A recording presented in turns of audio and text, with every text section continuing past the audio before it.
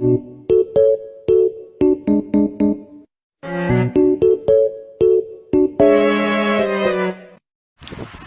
siang, Bu. Kami dari kelompok 3 ingin mempresentasikan tentang array 3 dimensi. Dan di sini saya akan memperkenalkan anggota saya. Andika Errol Anwar. Perkenalkan nama saya. Kecilin Zara. Nama saya Zahra Cahyo Nugroho. Nama saya Syafina Zahra. Nama saya Monica Arta Manioli.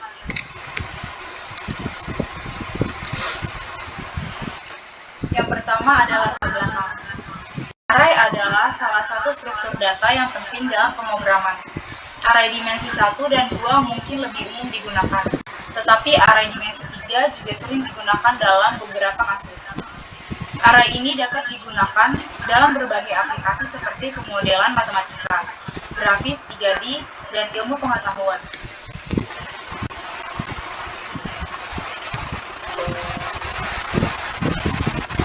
Array dimensi 3, pengertian array dimensi 3 adalah sebuah struktur data yang terdiri dari 3 dimensi, yaitu baris, kolom, dan kedalaman. Setiap elemen dalam array dimensi 3 didefinisikan dengan 3 indeks yang masing-masing mempresentasikan posisi elemen dalam setiap dimensi. Misalnya, sebuah array dimensi 3 dengan ukuran 2x3x4 memiliki 24 elemen yang terdiri dari 2x3x4 untuk mengakses elemen tertentu dalam array. Kita perlu menyediakan 3 indeks yang sesuai dengan posisi elemen dalam setiap dimensi. Selanjutnya, array dimensi 3 digunakan untuk mengolah data dalam bentuk 3 dimensi atau 3 sisi deklarasi, tipe data, nama, variabel, indeks 1, indeks 2, indeks 3. Misalnya, integer A, 2, 3, 4. Lanjut, menentukan jumlah elemen dalam array dimensi 3.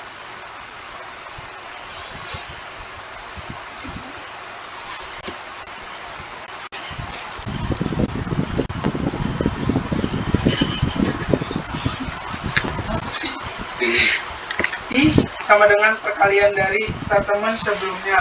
Contoh sesuatu array kali dideklarasikan sebagai berikut. Integer B 2, 4, 5, maka jumlah elemen array dimensi 3 tersebut adalah 2 kali 3 kali 2 kali 4 kali 5 sama dengan 40. Adapun contoh program array 3 dimensi. Data mahasiswa tersebut berupa nama mahasiswa, umur, dan juga email. Untuk statement yang pertama tanya sama dengan input apakah ingin dirapikan. Jika tanya jawabannya ada dia, maka for i in range dalam data mahasiswa dan for j in range dan data mahasiswa variabel i, maka akan mengprint nama, umur, dan juga email. Adapun statement kedua tanya 2 pada input apakah ingin data kelompok. Jika tanya 2 sama dengan ya atau jawabannya, maka akan memprint data kelompok, dan dalam variabel i in range dan data mahasiswa akan mengeluarkan output berupa i ditambah 1 for j in range dan data mahasiswa variabel i, maka akan mengambil data mahasiswa, nama, umur, dan juga email. Adapun statement yang ketiga, input apakah ingin melihat data kelompok tertentu. Jika tanya 3 jawabannya, maka akan dipilih, maka statement tadinya kelompok yang dicari integer untuk masukkan nomor kelompok yang dicari. Inputan tersebut berupa data yang sebanyak integer. Jika kelompok yang dicari lebih kecil dari 1, kelompok yang dicari lebih kecil dari 1 or kelompok yang dicari itu besar dari 3, maka sistem atau program akan mengumpulkan nomor kelompok tidak valid. Else, kelompok terpilih sama dengan data mahasiswa atau kelompok yang dicari min 1. Kenapa min 1? Karena indeks pada program pada kalimat 5 dari kelompok. Selanjutnya akan mengeprint kelompok terpilih tersebut, kelompok yang dicari.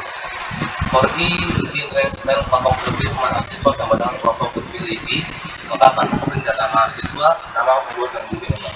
Jika selesai, maka program selesai. Untuk outputnya yang tampil ini di sini untuk pernyataan pertama apakah ini dirapikan ya, dan muncul nama seperti Andi, Boris, Citra, Dian, Enjang, Farid, dan Dita. Dan untuk output kedua, pernyataan kedua apakah ini melihat data kelompok ya, data kelompok 1, data mahasiswa 1 untuk nama Andi, data mahasiswa kedua untuk nama Boris, data mahasiswa ketiga untuk nama Citra, dan kelompok 2 data mahasiswa 1 untuk Dian, dan data mahasiswa 2 untuk yang namanya Enjang, dan data mahasiswa ketiga untuk yang bernama Faris, dan kelompok ketiga data mahasiswa 1 yang bernama Gita, dan data mahasiswa kedua yang bernama Hekal, dan data mahasiswa ketiga namanya Andi. Dan untuk pernyataan apakah ini data kelompok tertentu ya, masukkan nomor kelompok yang dicari 2, kelompok terpilih 2, data mahasiswa 1 yang namanya Dian, dan data mahasiswa 2 yang namanya Enjang, dan data mahasiswa ketiga yang namanya Farid. Selanjutnya untuk flow atau alur. Algoritma atau flow dapat dijelaskan sebagai berikut.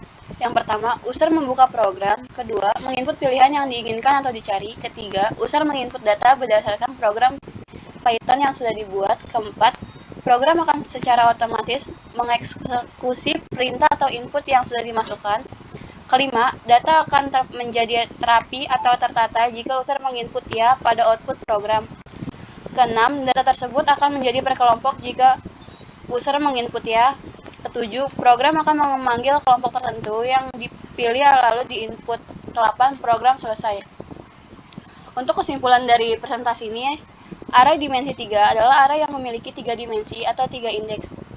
Yang kedua, array dimensi 3 dapat digunakan untuk mempresentasikan data yang memiliki 3 dimensi seperti data citra atau data suhu dalam waktu dan ruang. Yang ketiga, untuk mengakses elemen pada array dimensi 3 digunakan 3 indeks yang masing-masing mempresentasikan dimensi pertama, kedua, dan ketiga. Keempat, penulisan dan inisialisasi array dimensi 3 dapat dilakukan dengan cara yang sama seperti array pada umumnya, namun dengan menambahkan indeks tambahan untuk dimensi ketiga. Dengan memahami konsep array dimensi 3 ini, diharapkan dapat mempermudah dalam mempresentasikan dan memanipulasi data dengan 3 dimensi. Sekian presentasi dari kelompok 3, terima kasih.